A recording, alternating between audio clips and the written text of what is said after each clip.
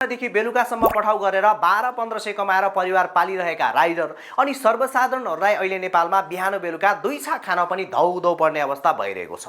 खाने तेलदेखि जारको पानीसम्म, तरकारीदेखि चामलसम्म हरेक कुरामा यति महँगी बढिरहेको छ कि कुरै नगरौँ।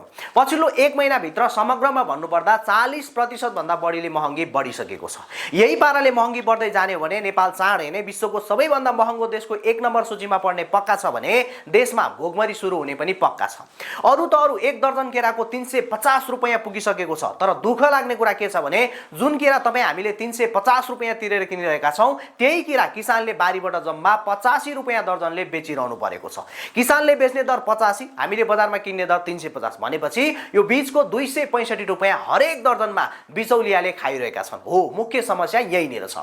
अहिले मध्यपूर्वको युद्धले गर्दा इन्धनमा महँगी बढेको भन्ने बहाना पार्दै हरेक सामानको मूल्यमा सक्दो वृद्धि गराइएको छ। तर उता वास्तविक उत्पादन गर्ने किसानले भने पुरानै रेटमा खाद्यान्नहरू बेचिरहनु परेको छ। हो, यसैलाई भन्छ कालो बजारी, यसैलाई भनिन्छ लुटतन्त्र। अनि यस्तै काला बजारी र महँगीलाई नियन्त्रण गर्न देशमा सरकार चाहियो।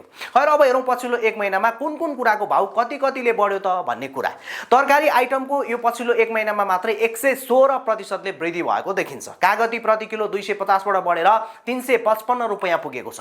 गाजर प्रति किलो 40 बाट बढेर 55 रुपैयाँ पुगेको छ भने लोकल भन्दा 25 बाट बढेर 45 रुपैयाँ पुगेको छ। स्थानीय काउली 30 बाट बढेर 50 रुपैयाँ पुगेको छ। सेतो मुला 17 बाट बढेर 30 रुपैयाँ पुगेको छ। लामो हरियो फर्सी 14 बाट बढेर 30 रुपैयाँ पुगेको छ। बरेला 25 बाट बढेर 50 रुपैयाँ पुगेको छ। हरियो प्याज 51 बाट बढेर 80 रुपैयाँ पुगेको छ। बकुल्ला 27 बाट बढेर 46 रुपैयाँ पुगेको छ। तामा 120 बाट बढेर 140 पुगेको छ। ब्रोकाउली 32 बाट बढेर 56 पुगेको छ। र बाँकी अन्य सबै तरकारीमा पछिल्लो 1 महिनाभित्र यसरी नै दोब्बर तरिकाले मूल्य वृद्धि गरिएको छ।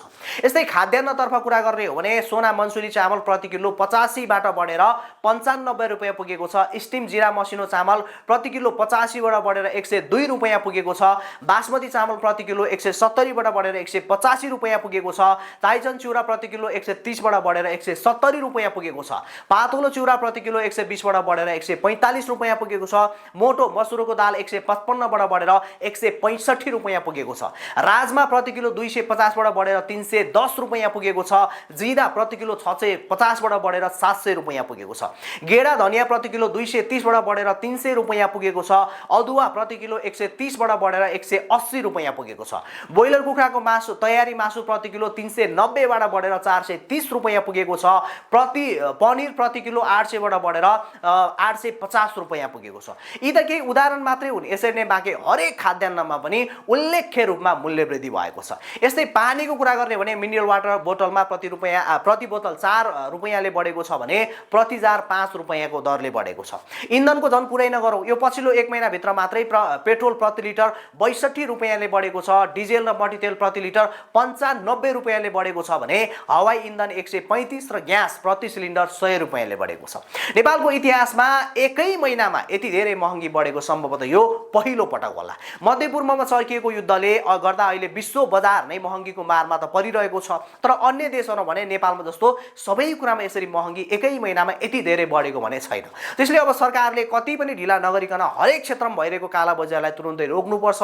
साथै यस्तो सङ्कटको बेला नागरिकलाई महँगीबाट जोगाउन, बचाउन, हैन, सर्वसाधारणलाई भोकमरी लाग्न नदिन विभिन्न किसिमका राहत प्याकेजहरू पनि सरकारले सार्वजनिक गर्नै पर्छ। हामीलाई दैनिक यस्ता गुनासोहरू कति आउँछन्, कति भनी साध्य छैन, गनी साध्य छैन। त्यसमध्ये एउटा इमेलले मेरो मन साह्रै पोल्यो। त्यहाँ भनिएको थियो, रोशन सर, म अहिले 30 वर्षको भए, हाल काठमाडौँमा बस्छु। पढ्न त राम्रै पढेको छु तर जागिर पाउन सकेको छैन। मेरो एउटा सानो छोरी छ जो स्कुल जान थालेकी छ। श्रीमती अहिले एउटा विद्यालयमा सरसफाइको काम गर्छिन्। म दिनभरि पठाउ गर्छु। अहिलेसम्म त बुढाबुढी मिलेर जसो तसो गरिरहेका थियौँ, तर अहिले तेलको भाउ वात्तै महँगिएपछि पठाउ गरेर खान नसक्ने भयो सर। त्यसैले एउटा इलेक्ट्रिक स्कुटी किनेर पठाउ गरौँ कि भनेको, त्यो पनि साह्रै महँगो पर्ने रहेछ। लौ न सर, यो महँगीको विषयमा तपाईँले केही बोलिदिनु पर्यो, न सरकारले केही सुनिदिन्छ कि केही गरिदिन्छ कि।